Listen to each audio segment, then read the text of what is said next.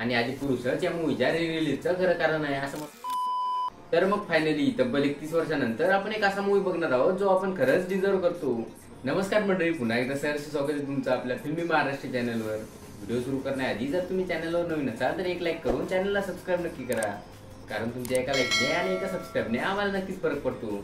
16 जून 2023 रोजी ओम राऊत यांचा Adipurush movie release झाला, ज्या मूवीमध्ये आपली मराठी ऍक्ट्रेस तेजस्विनी पंडित, बॉलिवूडचे मोठे अभिनेते सैफ अली खान आणि सोबतच paan masala star Prabhas I mean pan India star Prabhas आणि या टोटल मूवीचं बजेट होतं 600 कोटी रुपये। तरीही हा मूवी बॉक्स ऑफिसवर फ्लॉप ठरला।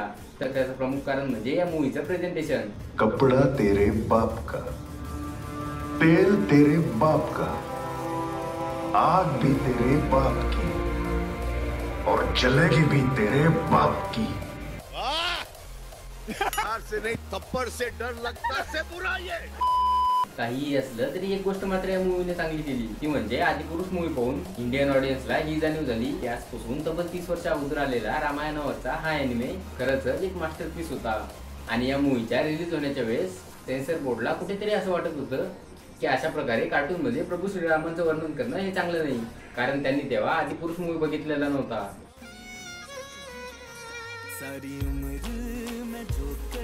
आणि आदिपुरुषच या मूवीच्या रिलीजचं खरं कारण आहे असं मला वाटते, कारण आदिपुरुषच हा एक असा मूवी आहे की ज्या मूवीने नक्की सेन्सर बोर्डचे डोळे उघडले असतील।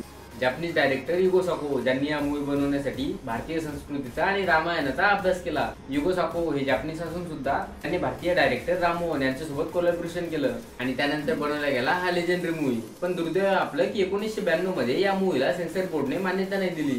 त्यावेळेसच्या काही नेत्यांनी या मूवीच्या रिलीज मध्ये अडथळा निर्माण केला, पण आता तब्बल 31 वर्षानंतर एक्सेल मूवीज आणि फिल्म्स आपल्यासाठी घेऊन येत आहेत Ramayana the prince of legend Rama.